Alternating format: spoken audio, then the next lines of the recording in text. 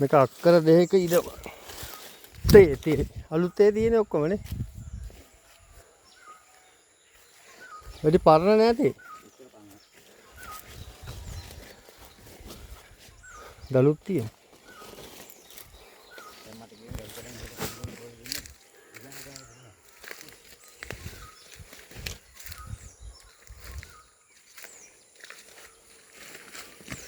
ඉන්න මේ පැත්තේ යන්න.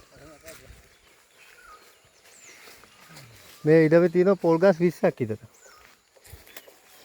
පොල් නම් තියෙන සෑහෙන.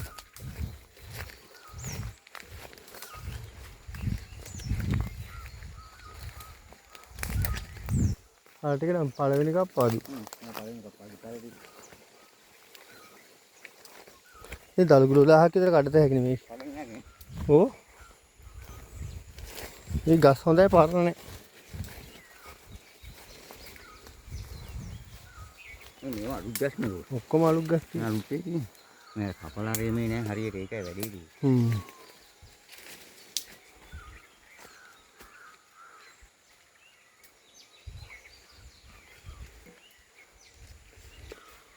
පොල්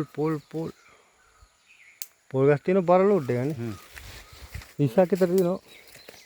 50ක් අහුවෙනවා. වැහැර තියෙන පොල්. බුදුහාම විකුණන්නත් එකදී. හොඳ ගස් සාර ගස් නේ.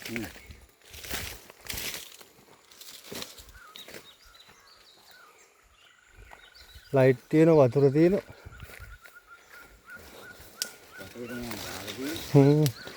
ඉඩම වටේම පාර. තේ තියෙන පොල් නම් වැටිලක් තියෙනවා.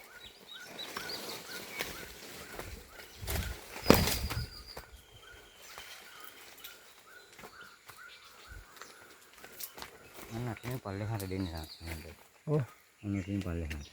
ඔහොම පල්ලෙහාට පාරට.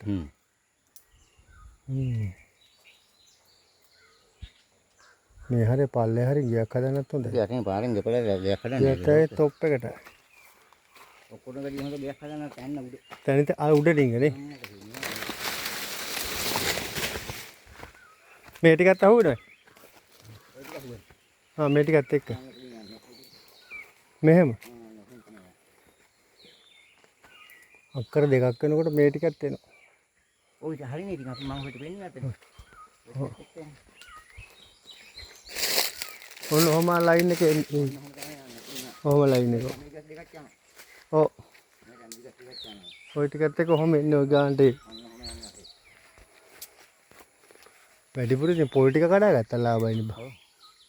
මෙන්න පොල් ටිකෙන් තරම් බා.